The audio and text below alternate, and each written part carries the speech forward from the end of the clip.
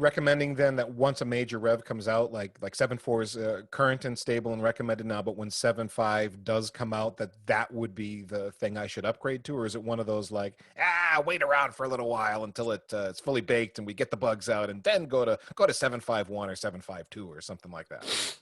I think you should choose a version of FRR that has the features you're interested in using. If I see Greg laughing over there. I feel like I'm talking to a sales rep. What features do I need? Well, I think you need the features that you want to have. You know? Well, maybe there's some nuance here.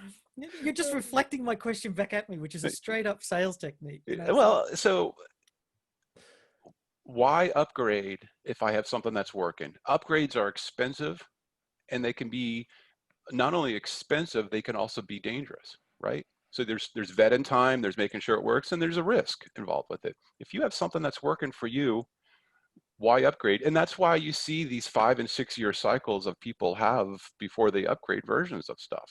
It's because they have something that's worked, they know it works, and there's not worth going and spending the time and effort to upgrade. So if you have something that's working for you, I'm more than happy with you sticking with it, in all honesty. So okay, it's like anything. If I don't have a reason to upgrade, then I wouldn't necessarily. Is it fair to say that once a major rev comes out, like we go from 7.4, then 7.5 is out, would that be considered stable from an FRR perspective? Yeah, we consider it stable. Then the way FRR is currently set up is we have the current release and the 2 previous releases are what is supported. So if you come to us and I say, hey, I'm running 4.0 and I see this bug, my first answer is going to be, yeah, can we reproduce in something newer? That's 3 years old now. You know, that's, that's close to 5,000 or 6,000 commits behind. That's a significant number of changes in the world, and probably has already been fixed, the bug. Probably has. And I think the flip side there is you have to have a realistic expectation from an open source project that, you know, fixing a 3-year-old version with a micro release, a point release, is something you can ask a commercial vendor to do, perhaps. But asking an open source project to do that, you need to have some common sense, or being told something about sex and travel in 2 words is probably going to offend you. You know, that's an interesting point. I get that question, but subtly differently all the time, which is people coming up to me in the upstream community or FR community going, I'm interested in X. When are you going to do it? And my response is, I don't know, because I'm not being paid necessarily to do X. FRR is an open source community is a group of people or companies, people funded by companies to do work.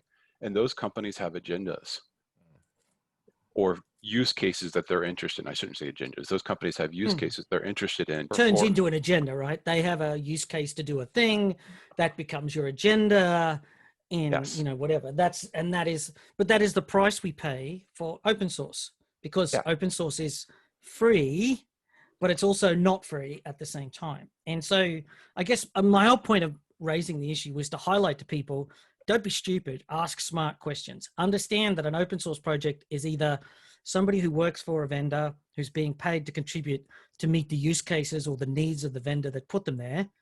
But there's also people who are doing it for their own purposes, for fun, to contribute, or maybe they work for a customer who has their use cases, which sets their agenda, perhaps.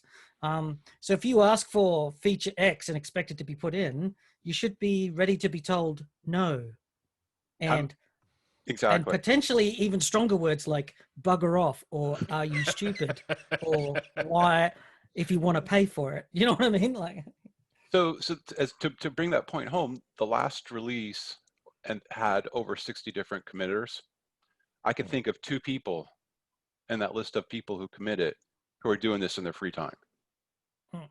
Right? And one of those people does a lot of work in his free time and spends a lot of time doing work. He's not paid for it. It's not his day job, but he's doing it because he likes it. But most of the people doing work on FRR are being paid to do that work by a company. Yeah. So be smart when you ask for features in Or FRR. go talk to a company that supports FRR Mm-hmm. and convince them to do the feature for you. So Make if it you a have, use case. there have been more than one occasion where someone comes to the FRR community going, I'm having problems with this feature or this bug, and I know that they are using FRR via support contract with Cumulus Linux. And I go, just go open a case so we can get that feature tracked and I can get told to go work on that. Because if they don't do that, I have to go, nah, we're not gonna do that. Sorry, that's an interesting way of thinking about open source with commercial involvement, that the lever of commercial involvement can be used to drive an open source project in a direction. That's the way isn't the way it works though? Well, I'm not sure that everybody knows it, so I'm sort of highlighting it for everybody who's listening, right? Yeah, it's not clear to everybody. A lot of people have a very altruistic view of open source, where it's all community and we're all friends here and we're doing things for each other, and everything wants to be free, and there's more that perspective behind it for a lot of folks that are a little naive about what's really going on, especially with these heavy duty, really serious things like a routing protocol suite. Yeah, and don't get me wrong. If the bug's really bad, I'm gonna go fix it. But if it's a RIP problem and it's in a weird corner case of RIP, I may not pay a whole lot of attention. But if it's BGP and something's not working in BGP, I'm gonna probably pay a bit more attention because I know my NVIDIA, Cumulus, Mellanox customers are going to be interested in BGP issues. They're going to run across it.